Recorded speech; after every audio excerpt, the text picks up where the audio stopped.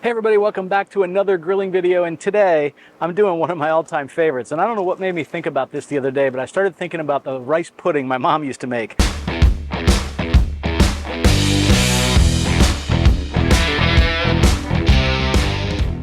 On Christmas of '07, she hand-wrote a bunch of her favorite recipes that we liked as kids, and one of them in here is rice pudding. So, you know me, I'm on a grilling channel. I'm gonna figure out a way to do this out here on our Blackstone to heat it up. So that's what we're gonna do. We're gonna be doing Mama's rice pudding. So let's talk about the ingredients. First thing we need to do is have some kind of a pot to go ahead and cook this in. We're gonna simmer it for a little while. And I'm gonna go ahead and put this on the Blackstone. I've got it on low heat because what I don't wanna do is scorch milk. So let me put this aside and I'll show you the rest of the ingredients. So we're gonna do all of this sort of right on top of the heat. And what's interesting about this is, you think of rice, it's rice and water, and you steam it or you cook it until the rice absorbs all the water. Well, this is actually done with all milk. So we've got 4.5 cups of milk here. We have 1.3 cups of rice and 1/2 cup of sugar. To that, we're gonna add some salt, a little bit of vanilla, a little bit of allspice, 2 tablespoons of butter, and then 2 egg yolks with some milk that we'll whisk in afterwards. Tell you what we'll do. I'm gonna go ahead and get started by putting the milk into the pan. Let's get that at least heating up. You wanna mix it constantly. What you do not wanna do is scorch milk. And because we're doing this out here on the Blackstone, we gotta be really, really careful that doesn't happen. So we'll be mixing it frequently. Now, to this pan, we're gonna go ahead and add in 4.5 cups of whole milk. So to that milk, we're gonna add 1.3 cups of rice. Now it's interesting, my mom's recipe actually called for minute rice. We don't usually use minute rice anymore. We usually use regular rice in the rice cooker. So I'm gonna be doing regular rice. I'm using jasmine. I also have 1/2 cup of sugar in here. Let's go ahead and get this poured in. We'll get it mixed up. And then over the pot, we'll show you the rest of the seasoning ingredients that go in. A little salt, a little nutmeg, right? Pretty simple stuff. So to this, we're gonna add our rice and sugar right in there. I just pre-measured it in this little container. And we're gonna do about 1/4 teaspoon of salt in here.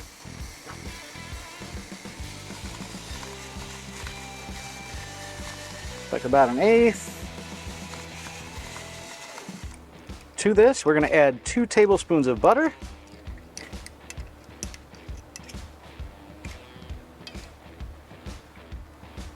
I'm gonna do 1/2 teaspoon of nutmeg. And we're gonna do 2 teaspoons of vanilla.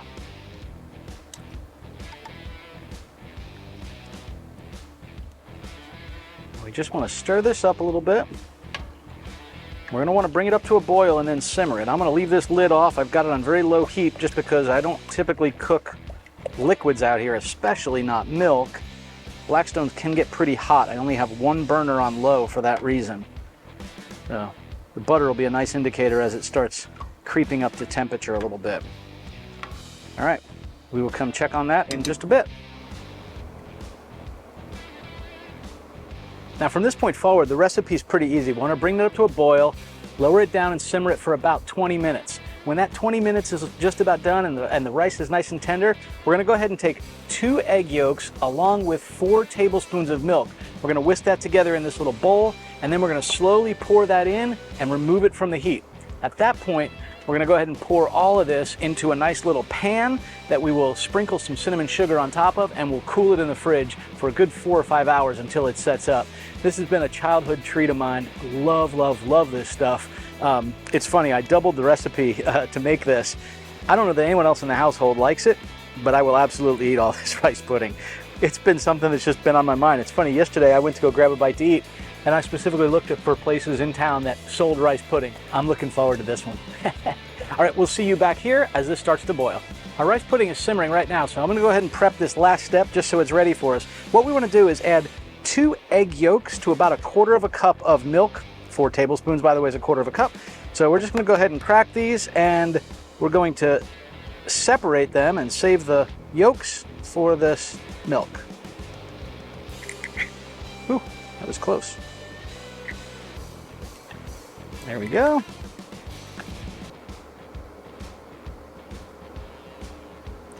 All right, just gonna separate our egg yolks from our whites, save our whites because the little one loves her some egg whites. And we're just gonna go ahead and whisk these together, and then I'm gonna put a lid on it for a little bit so that when we're ready, we just have to mix this up one more time and use it. So this has been on about 30 minutes or so. Let me go ahead and zoom into this. I'll show you what it looks like. We'll go ahead and get it stirred up, and you'll see it's almost fully cooked rice at this stage. All right, you kind of see what this is looking like here. It's almost cooked up. Again, I've been mixing this frequently because what we don't want to do is scorch any of the bottom of this. All right, so we're going to pour in our egg yolks and 1/4 cup of milk right into this. Stir it up real good. And we're going to remove this from the heat in just a moment. We do not want to end up with scrambled eggs in this, so it's important that we remove this from the heat, which I'm going to do by dragging it right over here. Now you just want to keep mixing this for a moment so that we get that nice and mixed in. We'll let this set for a moment, and then we're going to pour this into a baking dish. So with that done, getting on the old gloves here, put this one next to it, and we're going to go ahead and scoop the rice pudding right into this little dish that we can put in the fridge. Yeah.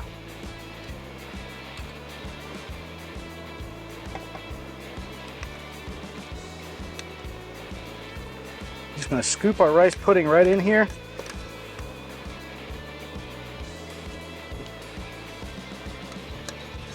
Now, I'm not a raisin in my rice pudding kind of fan. I know that's a pretty common thing to do. I'm not necessarily a big fan of that. Just gonna smooth this out. Gotta try a little bite of it.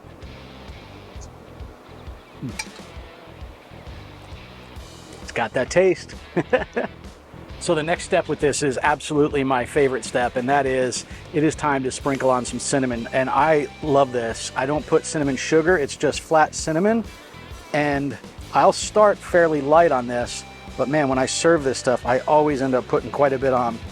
Now I am outside, and that always makes it a little bit harder when we're sprinkling cinnamon here. But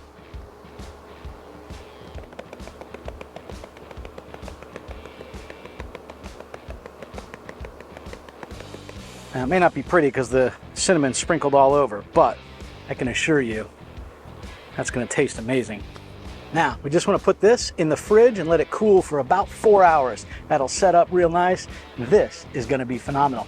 We'll be back in 4 or 5 hours. We're going to taste test this. I'm looking forward to it. That said, I'm also willing to taste test the warm stuff right here too.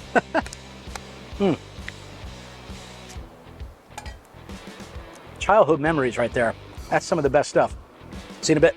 And with this, it's time for a bit of a taste test. Now, forgive me, I'm doing this on my camera because it's time for the actual taste test, but I already brought all the equipment in, and frankly, I just want to try it. Memories. Let's grab a bite.